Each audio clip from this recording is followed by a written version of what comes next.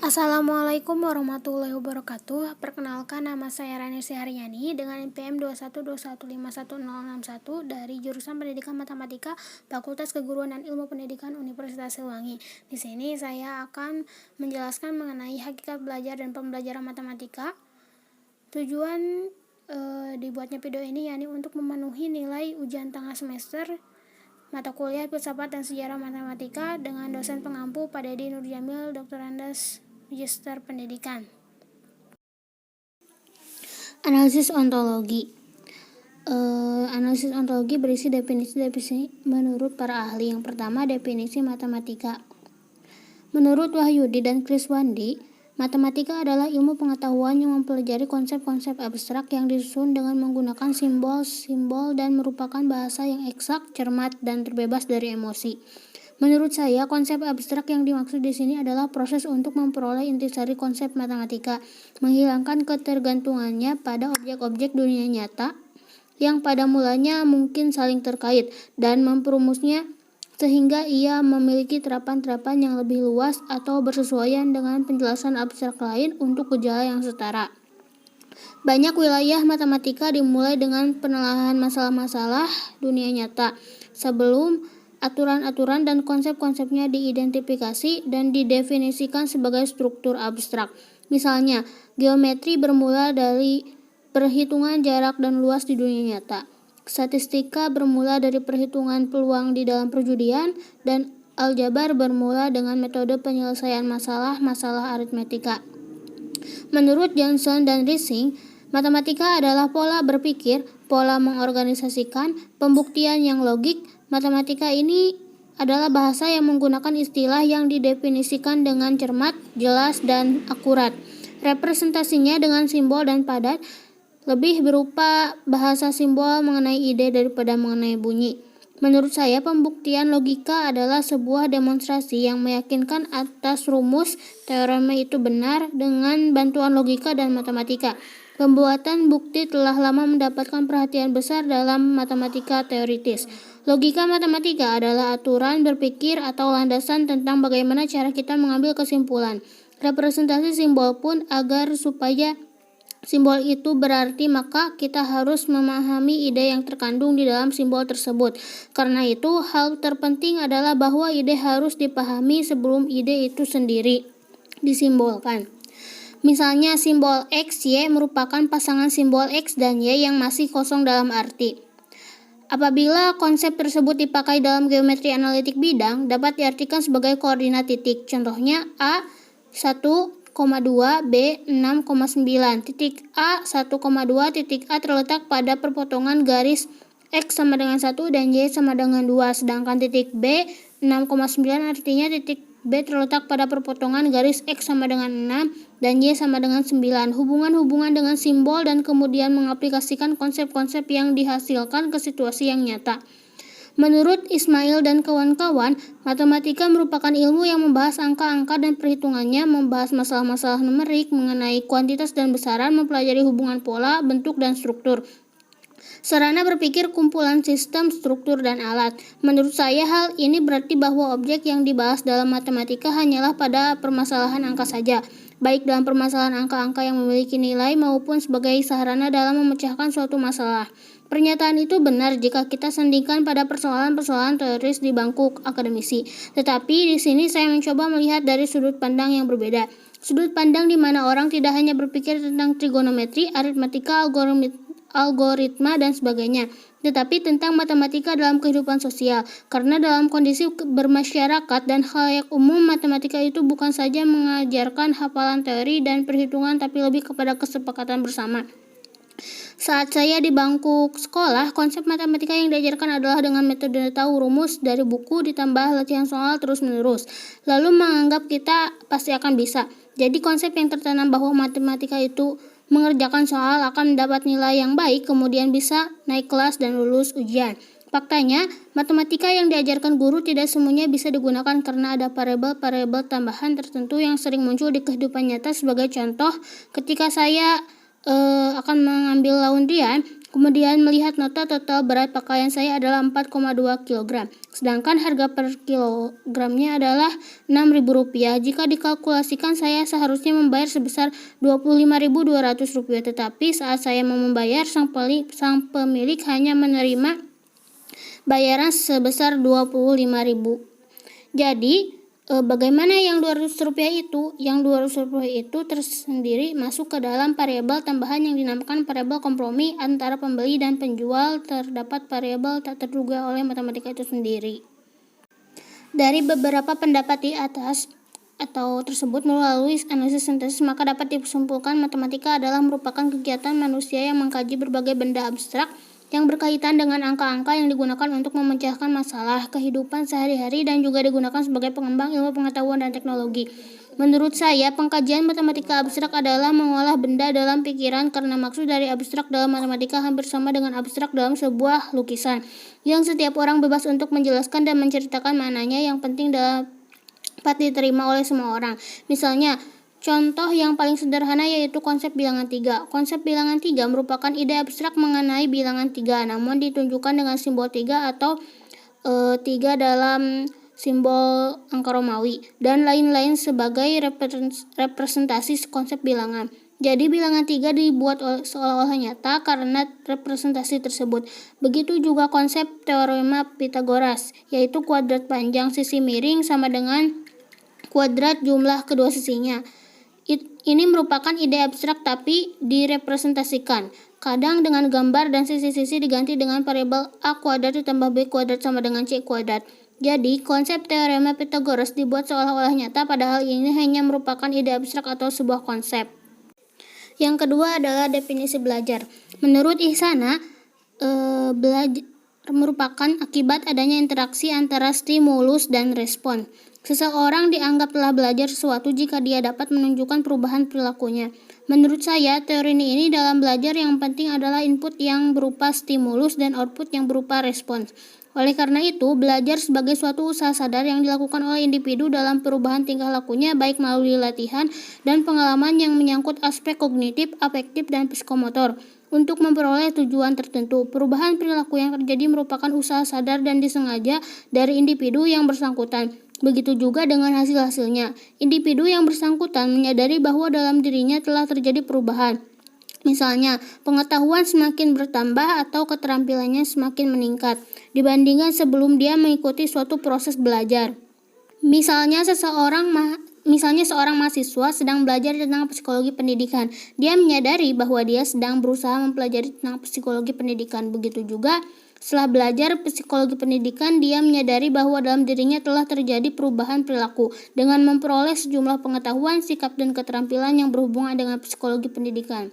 Menurut Slameto, belajar ialah suatu proses yang dilakukan seorang untuk memperoleh suatu perubahan tingkah laku yang baru secara keseluruhan sebagai hasil pengalaman sendiri dalam interaksi dengan lingkungan. Menurut saya, perubahan tersebut akan nyata dalam sebuah aspek tingkah laku. Belajar dapat diartikan sebagai suatu proses usaha yang dilakukan seseorang untuk memperoleh suatu perubahan tingkah laku yang baru secara keseluruhan sebagai hasil pengalamannya sendiri dalam interaksi dengan lingkungannya. Perubahan yang diperoleh seseorang setelah melalui proses belajar meliputi perubahan keseluruhan tingkah laku. Jika seorang belajar sesuatu, sebagai hasil dirinya akan mengalami perubahan tingkah laku secara menyeluruh dalam sikap, keterampilan, pengetahuan, dan sebagainya. Sebagai hasil belajar, perubahan yang terjadi dalam diri seorang berlangsung secara berkesinambungan dan tidak statis. Suatu perubahan yang terjadi akan menyebabkan perubahan berikutnya dan selanjutnya akan berguna bagi kehidupan atau bagi proses belajar berikutnya. Menurut Seri, belajar ialah sebuah proses perubahan perilaku yang didasari oleh pengalaman dan berdampak relatif permanen. Menurut saya, perubahan yang terjadi bersifat permanen atau menetap, tidak akan hilang begitu saja, melainkan akan terus dimiliki, bahkan akan makin berkembang kalau terus dipergunakan atau dilatih. Perubahan akibat belajar dapat terjadi dalam berbagai bentuk perilaku dan ranah kognitif, efektif, dan psikomotor. Tidak terbatas hanya penambahan pengetahuan saja. Sifat perubahannya relatif permanen, tidak akan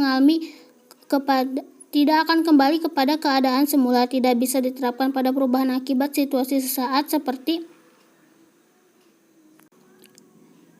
perubahan akibat kelelahan, sakit, mabuk, dan sebagainya. Proses perubahan tingkah laku dinyatakan dalam bentuk penguasaan, penggunaan, dan penilaian terhadap sikap dan nilai-nilai pengetahuan yang terdapat dalam berbagai bidang studi atau lebih luas lagi dalam berbagai aspek kehidupan. Dari beberapa pendapat tersebut melalui analisis sintesis, maka dapat disimpulkan belajar adalah suatu kejadian dalam diri ataupun setiap proses yang harus dilalui untuk mencapai perubahan di dalam diri untuk menjadi perilaku yang lebih baik ataupun perubahan tingkah laku. Adapun tingkah laku yang dimaksud adalah tingkah laku bersifat positif atau lebih baik dari sebelumnya. Menurut saya, proses perubahan tingkah laku dinyatakan dalam bentuk penguasaan, penggunaan, dan penilaian terhadap sikap dan nilai-nilai pengetahuan yang terdapat dalam berbagai bidang studi atau lebih luas lagi dalam berbagai aspek kehidupan. Perubahannya tidak harus langsung mengikuti pengalaman belajar. Perubahan yang segera terjadi umumnya tidak dalam bentuk perilaku, tapi terutama hanya dalam potensi seseorang untuk berperilaku. Perubahan terjadi akibat adanya suatu pengalaman, praktik, atau latihan. Berbeda dengan perubahan serta akibat refleks atau perilaku yang bersifat naluriah. Perubahan akan lebih mudah terjadi bila disertai adanya penguat berupa ganjaran yang diterima, hadiah atau hukuman sebagai konsekuensi adanya perubahan perilaku tersebut. Proses perubahan dalam belajar menuju ke arah tujuan yang lebih baik dan bermanfaat bagi dirinya maupun orang lain. Perasaan bangga dalam diri karena dapat mengerti dan paham akan apa yang dipelajari. Yang ketiga adalah definisi belajar matematika. Menurut Kolb, ia mendefinisikan bahwa belajar matematika sebagai proses untuk memperoleh pengetahuan yang diciptakan atau dilakukan oleh siswa itu sendiri melalui transformasi pengalaman individu siswa. Menurut saya, pendapat Kolb ini menekankan bahwa dalam belajar, siswa harus bisa diberi kesempatan seluas-luasnya untuk menafsirkan sendiri tentang pengetahuan yang dipelajari, dan siswa harus didorong dengan memotivasi untuk aktif berinteraksi dalam lingkungan belajarnya. Dengan pengalaman yang sudah dimiliki, membantu siswa untuk memperdalam serta mengenal lebih dekat tentang matematika yang akan atau sedang dipelajari. Misalnya dalam memecahkan atau menyelesaikan suatu soal, maka siswa bisa mengerti soal tersebut dari soal yang ia kerjakan sebelumnya, walaupun dengan perbedaan yang tidak jauh. Jika dianalisis lebih dalam, siswa akan bisa menyelesaikan soal tersebut dengan mudah. Menurut J. Brunner, belajar matematika ialah belajar tentang konsep-konsep dan struktur matematika yang terdapat dalam materi yang dipelajari, serta mencari hubungan antara konsep-konsep dan struktur-struktur matematika. Menurut saya, pendapat tersebut menjelaskan bahwa belajar matematika itu memahami mengenai konsep dan struktur dalam matematika. Dalam proses belajarnya, siswa harus bisa mencari bagaimana hubungan antara konsep dan struktur dalam matematika. Karena dalam matematika, ketika mempelajari suatu materi, secara tidak langsung akan berhubungan dengan materi lainnya. Maka dari itu, ketika memecahkan suatu soal, tidak perlu menghafal banyak rumus. Ketika siswa sudah paham dengan satu rumus saja, bisa menghasilkan rumus lain lagi dari rumus tersebut. Karena ada keterkaitan konsep dan struktur yang tidak dinyatakan secara langsung, namun harus dianalisis terlebih dahulu. Menurut Sukahar, belajar matematika pada hakikatnya adalah belajar berkenaan dengan ide-ide, struktur-struktur yang diatur menurut urutan yang logis.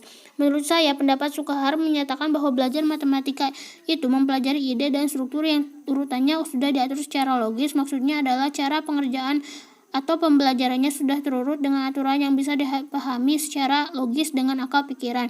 Contohnya seperti belajar mengenai sistem bilangan, dan bilangan-bilangan yang ada tersebut sudah tersusun dengan baik dan bisa kita pahami dengan akal pikiran, bukan hanya karangan semata seperti karya sastra.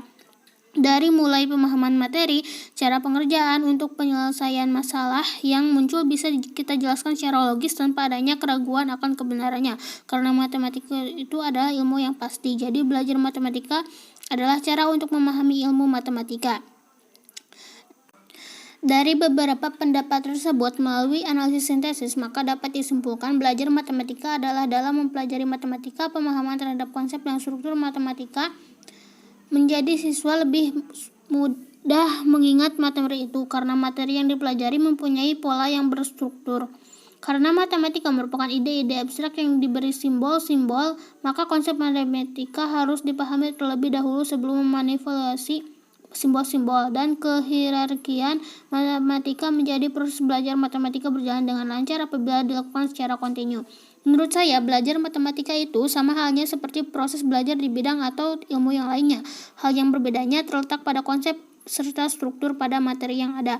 Hal berbeda lainnya adalah ada pada cara pemahaman materinya. Karena konsep dalam matematika itu berupa rumus-rumus, maka cara untuk memahami materinya tidak perlu untuk dihafal, tapi cukup dimengerti beberapa rumus umum saja. Karena satu materi ke materi lainnya itu berhubungan satu sama lain, sehingga ketika ingin memecahkan satu soal pada matematika itu bisa dianalisis terlebih dahulu soalnya, dan setelah paham kita bisa mengaplikasikan suatu rumus yang rumusnya bisa dibuat untuk menyatakan rumus lainnya.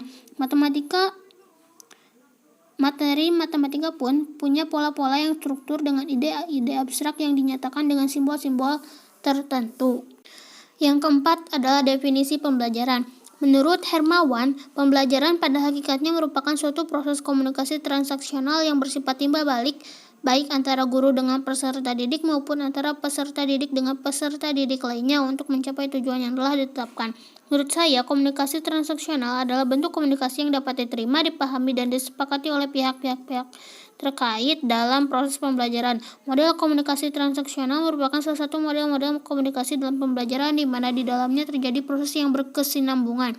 Proses berkesinambungan ini artinya adalah terus-menerus, baik dalam pengiriman atau penerimaan pesan. Biasanya proses ini menjadi satu bagian dari episode komunikasi. Dalam pengantar ilmu komunikasi, ada cara pandang yang khusus dan khas dalam model komunikasi ini. Tentu saja ini erat kaitannya dengan bagaimana proses komunikasi tersebut berlangsung. Kunci dan model komunikasi ini adalah proses pengiriman dan penerimaan pesan yang terjadi secara kontinu atau terus-menerus. Menurut Sagala, pembelajaran merupakan membelajarkan peserta didik menggunakan asas pendidikan maupun teori belajar, merupakan penentu utama keberhasilan pendidikan. Menurut saya, pembelajaran merupakan komunikasi dua arah. Istilah pembelajaran berhubungan erat dengan pengertian belajar dan mengajar. Belajar mengajar dalam pembelajaran terjadi bersama-sama. Mengajar adalah mengorganisasikan aktivitas peserta didik dalam artian yang luas. Peranan guru bukan semata-mata memberikan informasi, melainkan juga mengarahkan dan memberi fasilitas belajar agar proses belajar lebih memadai. Pembelajaran mengandung arti setiap kegiatan yang dirancang untuk membantu seorang mempelajari suatu kemampuan dan atau nilai yang baru. Mengajar dilakukan oleh pihak guru sebagai pendidik, sedangkan belajar dilakukan oleh peserta didik. Menurut Sujana, pembelajaran merupakan upaya yang dilakukan dengan sengaja oleh pendidik yang dapat menyebabkan peserta didik melakukan kegiatan belajar. Menurut saya, suatu pembelajaran akan berhasil dengan baik apabila seorang guru mampu mengubah diri siswa dalam arti luas, menumbuh kembangkan keadaan siswa untuk belajar, sehingga dari pengalaman yang diperoleh siswa selama mengikuti proses pembelajaran tersebut dirasakan manfaatnya secara langsung bagi perkembangan pribadi siswa. Ciri utama pembelajaran itu adalah adanya perubahan perilaku dalam diri individu. Hasil pembelajaran ditandai dengan perubahan perilaku secara keseluruhan, yaitu berupa aspek kognitif, aspek afektif, dan aspek psikomotorik. Pembelajaran merupakan suatu aktivitas yang berkesinambungan sehingga dalam aktivitas itu ada tahapan-tahapan proses yang sistematis dan terarah. Pembelajaran merupakan aktivitas untuk memenuhi kebutuhan dan mencapai tujuan. Pembelajaran merupakan bentuk pengalaman.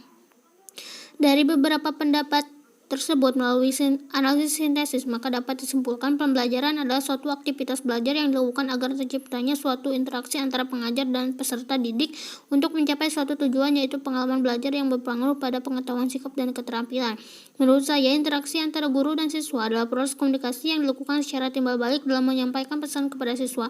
Interaksi yang dimaksud di sini tidak terlepas dari unsur komunikasi, yakni melibatkan komponen komunikator, komunikasi, pesan, dan media.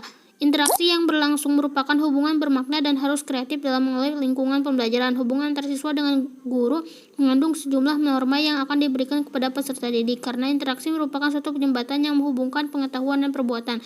Seorang guru harus dapat memilih bentuk interaksi pembelajaran yang tepat dan harus banyak mempertimbangkan bentuk-bentuk interaksi sesuai dengan peserta didik, apalagi dalam kegiatan belajar mengajar. Bidang studi IPS sebagai bagian pendidikan yang akan mengantarkan peserta didik untuk dapat hidup dan mengenal sosial yang ada di sekitar lingkungannya, tentu dapat menempatkan dirinya sebagai bagian dari warga masyarakat. Yang kelima adalah definisi pembelajaran matematika.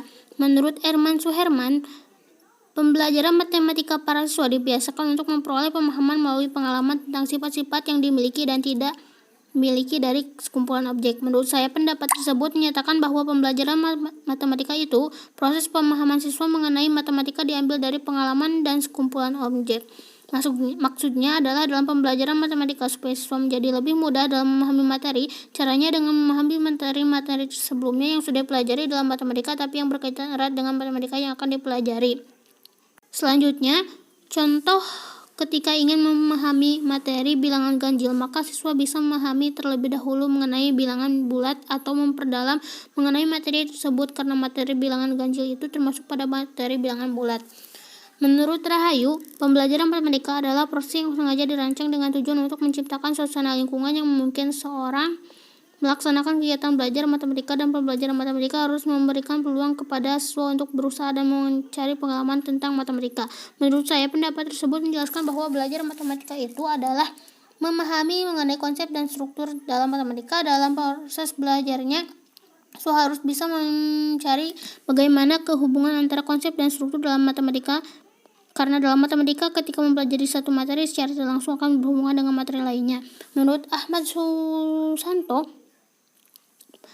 pembelajaran matematika adalah suatu proses belajar mengajar yang dibangun oleh guru untuk mengembangkan kreativitas berpikir siswa, yang dapat meningkatkan kemampuan berpikir siswa serta dapat meningkatkan kemampuan mengkonstruksi pengetahuan baru sebagai upaya meningkatkan penguasaan yang baik terhadap materi matematika. Menurut saya, pembelajaran adalah suatu proses belajar mengajar yang dibangun oleh guru adalah benar, karena guru itu sebagai pendidik atau mediator bagi siswa dalam penyampaian ilmu-ilmu dan dalam pengkajian bersama mengenai ilmu pengetahuan yang dipelajari. Dari beberapa pendapat di atas, melalui analisis sintesis, maka dapat disimpulkan pembelajaran matematika adalah sebuah proses belajar mengajar untuk meningkatkan cara berpikir siswa dalam materi matematika. Menurut saya, pembelajaran matematika ini adalah proses dari kegiatan belajar mengajar seorang guru kepada siswanya untuk melatih, meningkatkan, dan memperdalam siswa mengenai cara berpikir kreatif dalam bidang matematika. Selanjutnya, analisis epistemologi. Indikator dalam belajar dan pembelajaran matematika ada 22 poin. Yang pertama, sikap positif terhadap matematika, mengembangkan kreativitas dan seni mengajarkan matematika, mengembangkan kemampuan berpikir logis, mengembangkan proses atau prosedur matematika, melakukan percobaan-percobaan matematika, memahami pentingnya bilangan dan penerapannya, memahami pentingnya geometri dan penerapannya, menemukan pola-pola matematika, menemukan hubungan-hubungan matematika, mempunyai keterampilan memecahkan masalah matematika, memahami konsep atau pengertian matematika, dan sebagainya. Karakteristik atau ciri belajar dan pembelajaran matematika ada 5 poin. Yang pertama, pembelajaran matematika langsung. Pembelajaran matematika mengikuti metode spiral. Pembelajaran matematika menekankan pola pikir deduktif. Pembelajaran matematika mengganti kebenaran konsistensi, serta pembelajaran matematika hendaknya bermakna. Selanjutnya, tujuan belajar dan pembelajaran matematika. Yang pertama, memahami konsep matematika. Yang kedua, menggunakan penalaran pada pola dan sifat, memecahkan masalah yang meliputi kemampuan memahami masalah, mengkomunikasikan gagasan dengan simbol, memiliki sikap menghargai kegunaan matematika dalam kehidupan. Selanjutnya, langkah-langkah belajar dan pembelajaran matematika ada 3 poin. Yang pertama, penanaman konsep dasar. Yang kedua, pemahaman konsep. Dan yang ketiga, pembinaan keterampilan. Selanjutnya, ada jenis-jenis belajar dan pembelajaran matematika. Yang pertama, ada belajar konsep. Yang kedua, belajar pengetahuan deklaratif. Yang ketiga, belajar pengetahuan prosedural. Yang keempat, belajar pengetahuan kondisional. Fungsi belajar pembelajaran matematika. Dengan mempelajari matematika, siswa dapat memecahkan masalah dalam kehidupan sehari-hari seperti dapat menghitung, dapat menggunakan kalkulator, komputer, dan lain-lain. Siswa yang mempelajari matematika juga dapat berpikir kritis, logis, dan berjiwa kreatif. Oleh karena itu, mengingat peranan matematika yang sangat penting dalam kehidupan manusia, maka diperlukan pembelajaran matematika sejak dini. Metode belajar dan pembelajaran matematika ada 11. Yang pertama, ada metode ceramah, ekspositori, demonstrasi, tanya jawab, penugasan, eksperimen, drill atau metode latihan, penemuan, inquiry, dan permainan, serta pemecahan masalah. Selanjutnya adalah implementasi jenis-jenis belajar dan pembelajaran matematika. Contoh belajar konsep. Memahami konsep perkalian skalar dua vektor tentu beranjak dari apa definisinya, yaitu A kali B sama dengan AB cos theta A. Theta adalah sudut antara A dan B. A adalah panjang vektor A, B adalah panjang vektor B. Definisi di atas dapat dikembangkan menjadi rumus yang lebih aplikatif sebagai berikut. A kali B sama dengan A1, B1 ditambah A2, B2 ditambah A3, B3 untuk vektor di R-3. A sama dengan A1I ditambah A2J ditambah A3K.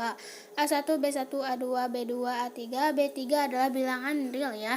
B sama dengan B1I ditambah B2J ditambah B3K.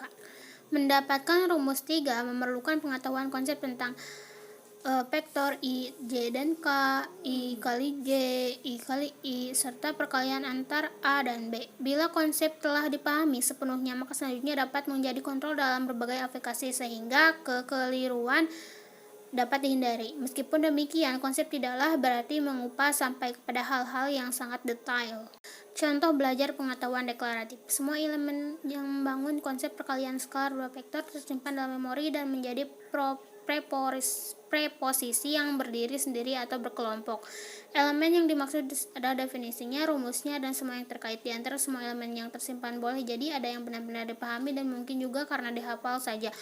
Preposisi ini menempati suatu ruang dalam memori penyimpanan pengetahuan. Semua elemen tersebut pada saatnya nanti dipanggil untuk menjawab masalah yang membutuhkannya.